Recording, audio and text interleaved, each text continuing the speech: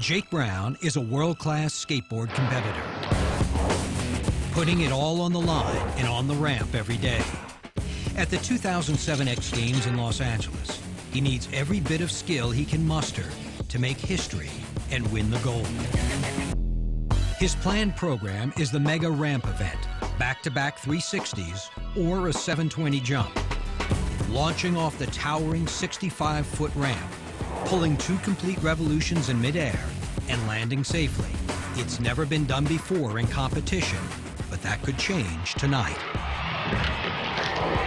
There's 720, oh, he's gone! An incredible jump and a record setter.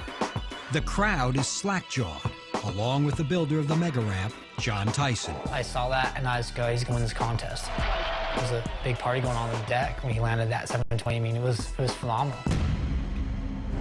But only seconds later, the celebration turns to outright horror on the quarter pipe. There's 720, oh, he's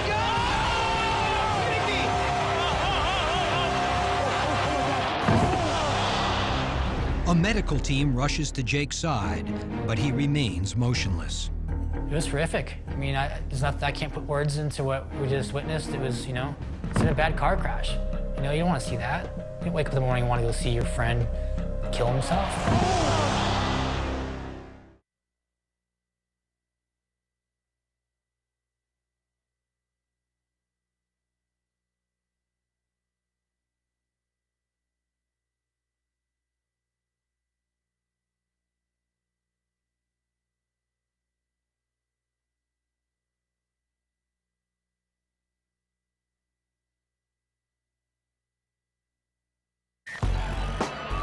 World-class skateboarder Jake Brown is going for the record books at the X Games.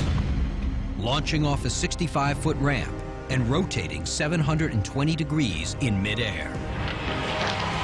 There's 720, oh, he's gone! He hits it.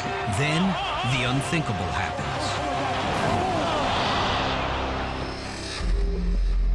Jake completes the 720 and hits the landing ramp still standing on his board. But when he hits the top of the quarter pipe, he loses control and falls 50 feet straight down, slamming onto the floor of the pipe with a sickening thud.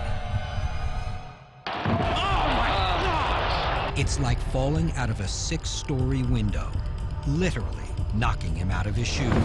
Watching from atop the launching point, John Tyson is sure of only one thing. The Mega Ramp has claimed its first fatality. People were crying, people were shaking their heads, people walking out of their seats, people were holding their heads, and just no one believed what they just saw. The Mega Ramp begins with a 65-foot drop, pitched at 53 degrees, propelling the rider to speeds up to 50 miles an hour. Then up a 15-foot ramp and into the air. The gap where the jump is performed spans 70 feet, then onto the landing ramp and into the quarter pipe. In a normal jump like this one by Jake on an earlier practice run, the rider shoots up the quarter pipe, is propelled high in the air at its opposite end, and comes down safely on the slope of the pipe. The 27-foot high quarter pipe comes at the very end of the ride. But it is in fact the most dangerous part of any jump, requiring perfect timing and balance at about 45 miles an hour. Most athletes, they're not worried about doing the jump. It's the quarter pipe at the end. That's the big thing that can really get hurt on. If a rider does not push off hard enough at the end of the quarter pipe, he could smash down onto the top of the landing from 20 feet in the air. He came up the top here and basically he just hit the coping and he pushed himself out because he wanted to land in here someplace, not back on top of the deck. If he pushes out too hard, he goes beyond the slope of the pipe and risks falling straight to the floor. And he did end up laying all the way down here, so he pushed out a little too far. The floor is a sheet of plywood on top of 2x4s and a bed of concrete, and there is nothing to absorb the impact except for the body of the rider himself.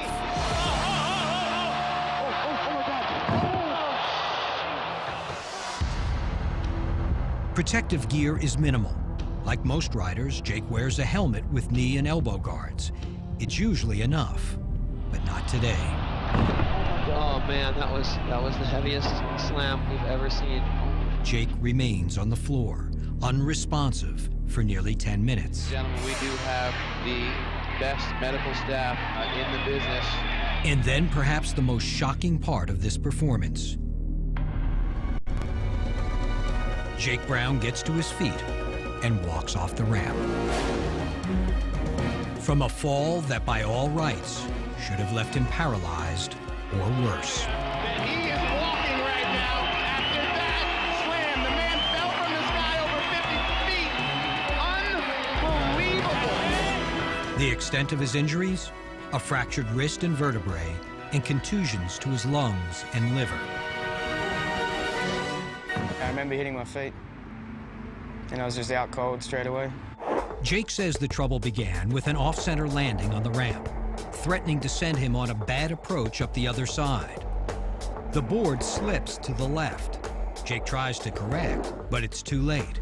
He bails out, not wanting to crash onto the top of the platform, but he's out too far.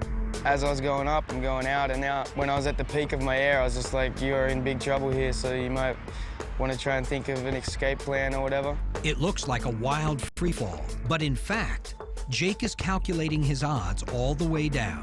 He knows that falling flat on the floor could be the end of him. He tries to adjust his body so he hits feet first, with his back to the floor to protect his face. I remember thinking, all right, as soon as your feet hit, just lift them up and like go to your back straight away. So I'd take a multiple hit fall instead of one. Kind of worked out, I guess. It all adds up to an incredible presence of mind and athleticism that probably saves his life. It was weird when I came to. I wasn't in any real pain. I guess maybe adrenaline just had shot through my body or something because there was no real pain at all. It's pretty crazy. 20. Oh, he's gone!